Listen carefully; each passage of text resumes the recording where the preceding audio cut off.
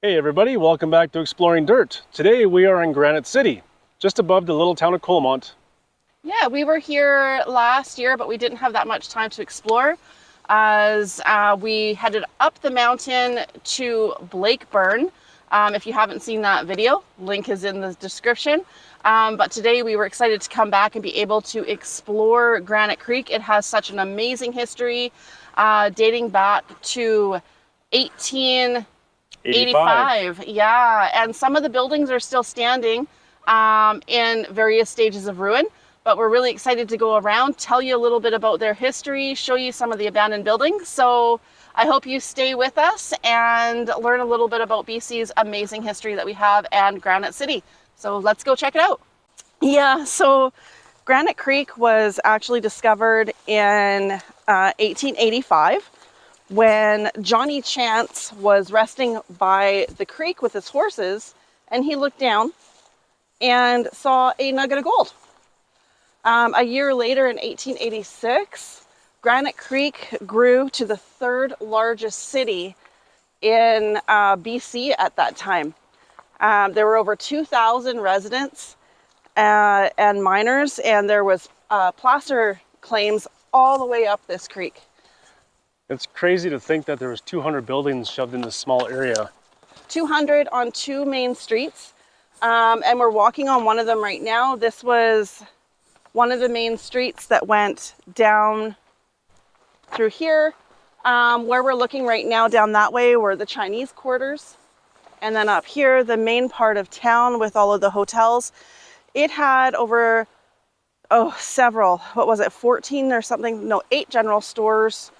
Oh my goodness, dozens of hotels and restaurants, brothels. Of course, because back then you had brothels all over the place, and we're going to tell you a story about that later.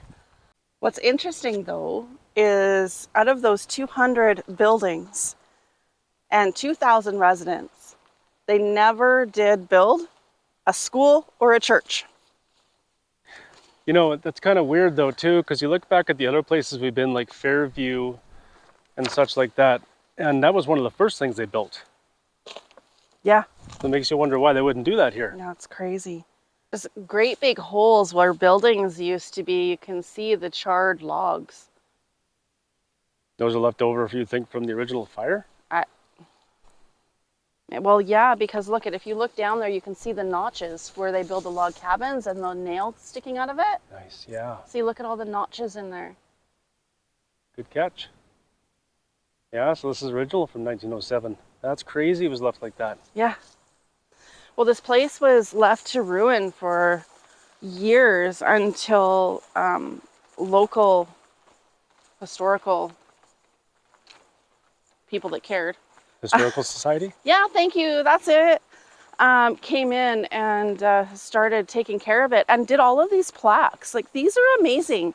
It tells you so much about the story of Granite Creek with old photos of what it used to look like. Brothel number 4. Apparently there were a lot of brothels back then. Oh, look, there's the original Granite Creek Hotel. So what's really cool is we were just at the Princeton Museum earlier today, and they had a slot machine and a piano that was in that salvaged hotel from the Granite Creek Hotel. So cool. Yeah, it's quite amazing actually, in very, very good shape, like pristine shape. Really Yeah, was. really I'm neat. sure it was been restored a little bit. Maybe a little bit, but still. I don't know. It was pretty cool to see when we were in there. And they have a whole little display just on Granite Creek in the Princeton Museum. If you're ever going through Princeton, I highly recommend that you go into the Princeton Museum.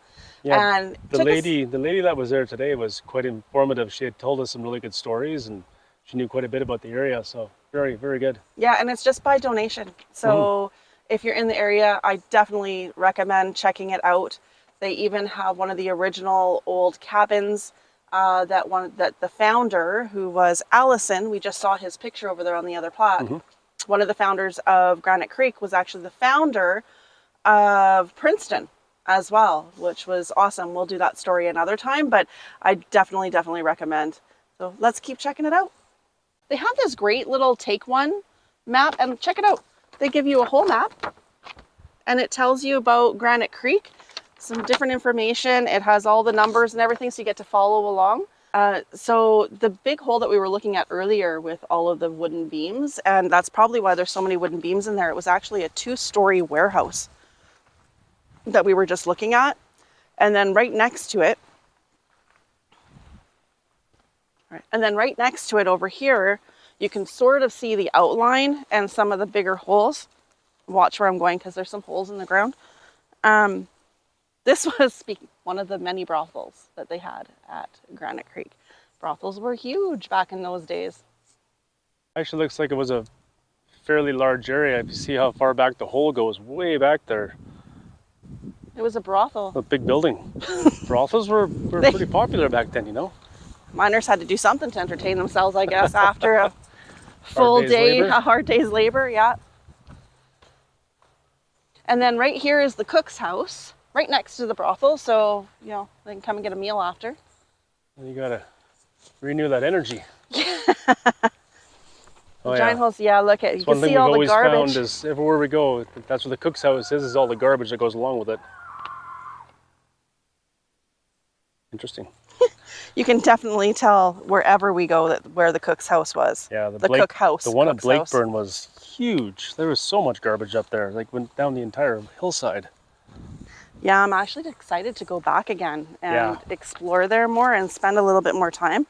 We're hoping when we go back this time as well, we'll be able to find some bottles and stuff. Like I found almost a fully intact apothecary bottle, but when I picked it up, it cracked in half. I was so upset.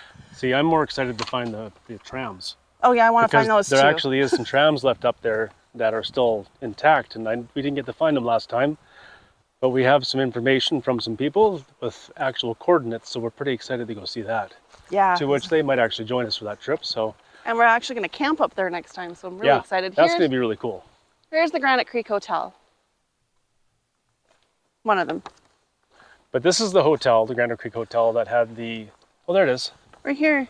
Oh, that's the slot machine that we saw. That is awesome. Oh, so they actually rebuilt the Granite Creek Hotel in 1913. Oh. You could stay there for $8 a week. Oh my goodness. Can you imagine? It's pretty wild being on roads like this that have been here since the 1880s. Like, I mean, at some point, some dude is walking down here in his cowboy boots with a Smith & Wesson 6-shooter on his hip. Oh yeah, you can see old cans and stuff, because restaurants and whatever, right? I wonder how big of a footprint these places had. Well, that hotel looked pretty large. Yeah, so I mean, where all these small poplar trees and such are, that must be pretty much where it was. Yeah, a lot of the area is overgrown now, right? What do we got? Granite Creek Claims. Wow, 62 companies. Great what is that? Steam-powered dredge. Bring up all the... Oh, wild. Oh, they talk about the white gold. Oh my goodness. So right across from us, actually, the Granite Creek is beautiful. You can see it just down the hill here. Oh, must have been another building here. Huh, can actually walk all the way down there. There's a trail here. Let's wander down. So that big, what was that thing? Dredge, steam-powered dredge. That big steam-powered dredge was sitting in this little creek at some point. That's amazing. They must have built it down here, right down there. Always wanted to pan these waters. You know, we bought gold pans last year. I haven't had a chance to try them yet. But we have to figure out where all the placer claims are so we don't go on somebody else's territory. They don't like that. So can you imagine 1886, you know, all these miners all the way up this creek looking for gold, and obviously they found a lot of it. Yeah. But it wasn't just gold that they found. It was not. They also found a lot of platinum, but at the time they had no idea. I thought it was just white trash, really, and they just threw it away. They threw it back in the creek. Yep. All this platinum, this creek was so rich in platinum. But the Chinese miners were a little bit smarter because they kept that platinum and they stored it. And Yeah, in their houses. In their cabins, they used to. So much platinum. There's actually a story, and I don't know how true it is, but there was a miner named Johansson, and he had a bucket of platinum that he had stashed somewhere, a whole platinum cache, somewhere in Granite Creek, and he never did return to find that platinum. And legend says that it still hasn't been found. So, which is probably why they don't want people digging around here, because that legend is very well known. So everybody be up here with shovels and metal and detectors of some sort. Gold caches that have been lost. You're definitely not allowed to dig. Big sign.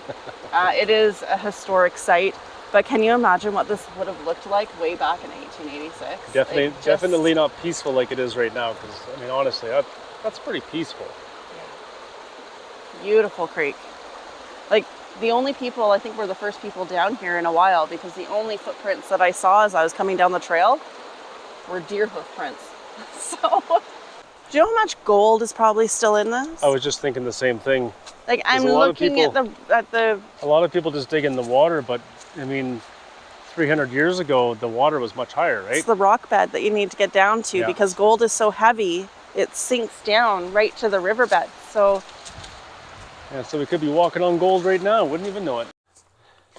Right, so we're going to turn the corner away from the creek, and we're heading towards the other main street from way back when. This hole in the ground, he was, F.P. Cook's second store.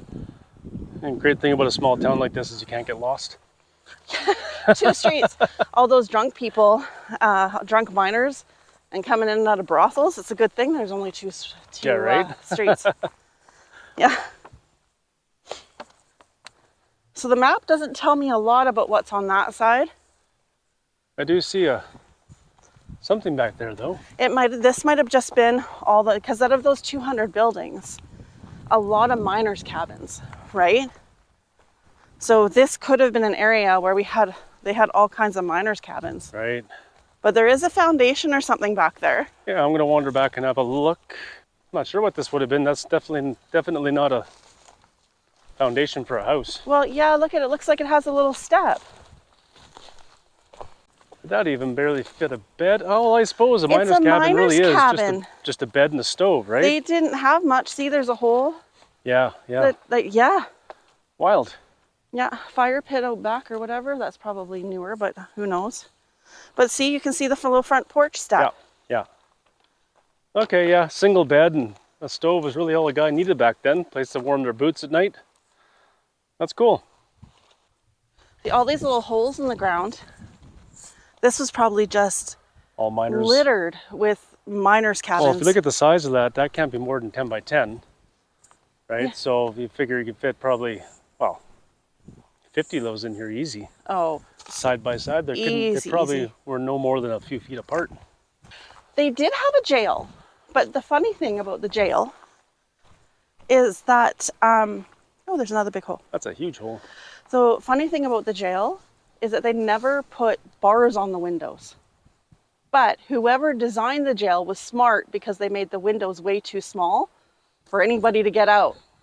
It's kind of neat. They save on metal that way, right? That was a brothel. Ah. Yeah. Right in the middle of all the miners' cabins. Smart businesswoman. I'm sure she did pretty good. I'm sure she did, yes.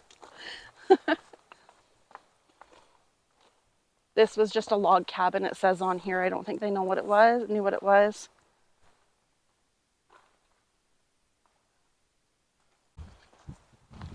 This is a cool cabin. This one's actually pretty well intact. Coombs Cabin. Well, this was actually built after 1907. So after the fire. The fire didn't start in a conventional way like a lightning strike. No. Some guy apparently didn't upkeep his chimney and his house started on fire and it just ripped through the town. Well, you figure everything is built of wood.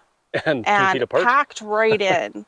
So it wouldn't take long for a fire just to blaze through town. So After the fire of 1907, the population really started to diminish because the remaining residents never ended up rebuilding. They rebuilt the Granite Creek Hotel, one of them that we showed you earlier. But really, the population in Granite Creek started to decline in 1895 because the placer gold was running out. They weren't bringing as much gold out of the creek, and they're miners. They left and they went to where the gold was. So those that were left in 1907 and lost their homes ended up just leaving. It actually wasn't just where the gold was, it was where the coal was, because a lot of people left here and went to Blakeburn, because Blakeburn shortly thereafter became the next big hotspot. Yeah, for the coal mine. So, and that's just 3 miles up the road. So the town really wasn't looked after that, and a couple of people stayed. Like this cabin that's behind us right now was actually built after the fire in 1907 by Coombs. It's called Coombs Cabin, and he ended up living out here full time. But many people didn't do that. They took off to where the money was. What's interesting as well is people lived up here until the 60s, mid 60s. So in the 50s, actually 4 people lived here, and they were all named Bill. Really? I didn't know that. Could you imagine? Hey, Bill. Everybody turns around.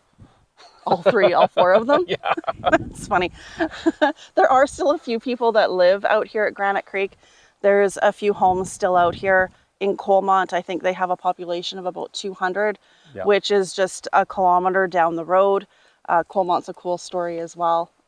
If you haven't seen our video on that, we did a video on that last year from the last time we were here. Yeah, that was a good one. Yeah, it was. So we're going to continue exploring. I'm going to take some photos because this is a really cool old cabin. So continue to join us. And after we're done looking at the cabins and Granite Creek, we're going to head up to the cemetery. And there's a pretty cool story about somebody that we're going to tell you when we head up there. Sure is. So stay with us.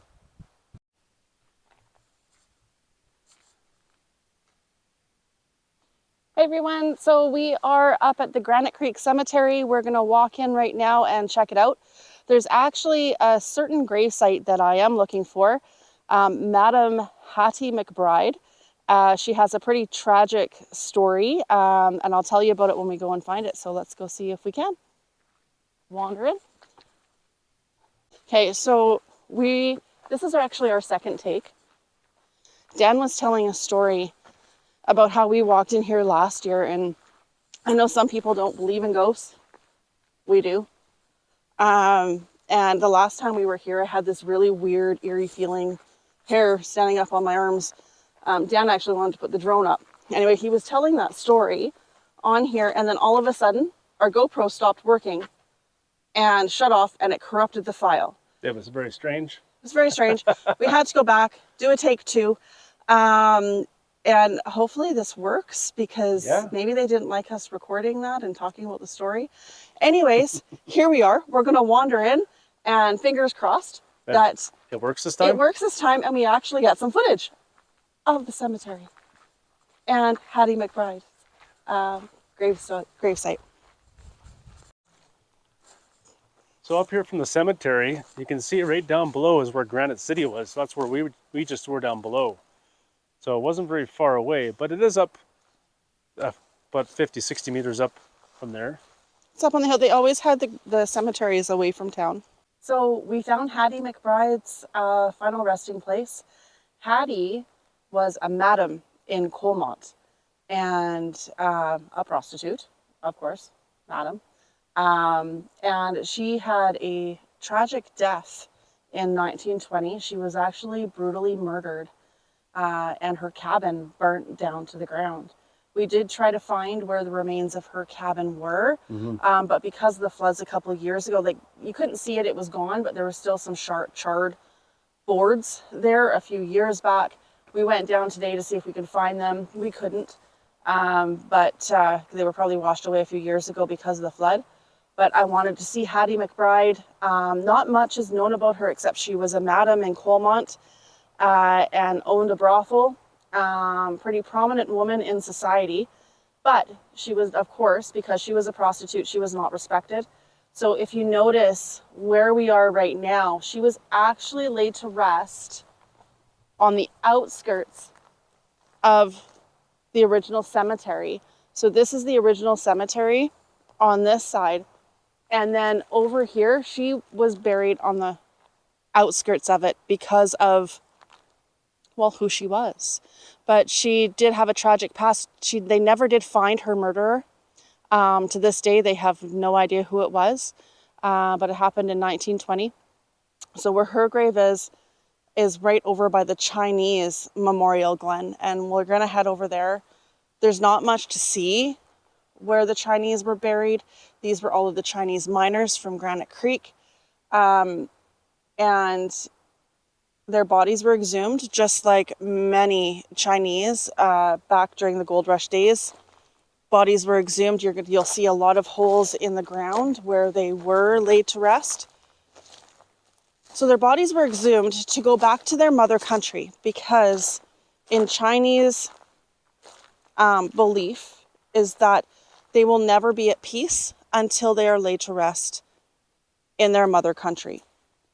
So the bodies were exhumed and were sent to be shipped back to China, but the remains never made it there, from what we have read and been told.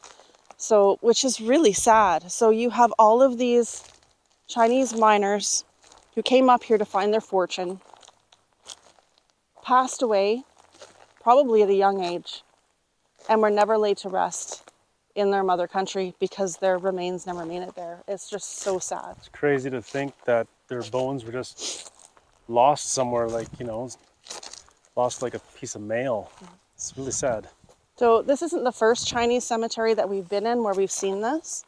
It's the same thing at Quesnel Forks. So if you watch that video of us in Quesnel Forks last summer when we did our northern BC trip, that was massive. That was one of the biggest cemeteries I've been in.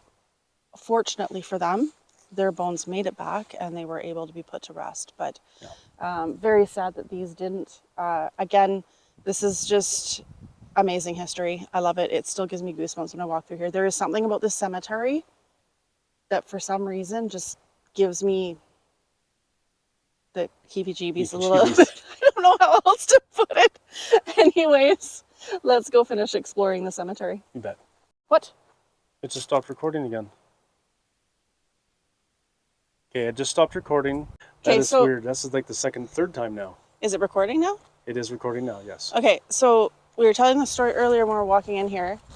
Dan's recording and it stopped recording again, and then it started, and then it stopped. We've never had issues with our GoPro. No, it's kind of weird.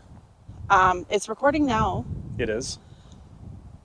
So yeah. So we're just going to take a bit more footage, and then we'll leave these people be and move on. I think so. Because we may have annoyed somebody. Yeah. So sorry for that. Anyways, we wanted to share. This is an amazing history. We want to be respectful of everybody that is laid to rest here. So amazing history. Absolutely love this place.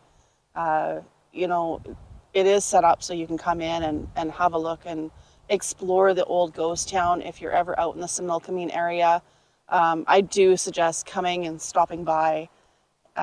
It's truly amazing. The history that we have in BC, there's just so much of it. Well, and so much of it we had no idea till a couple of years ago. So, I mean, we're happy to share anything we find now, because there's got to be people like us just have no idea, right? we do a lot. Yeah, we do a lot of research into it.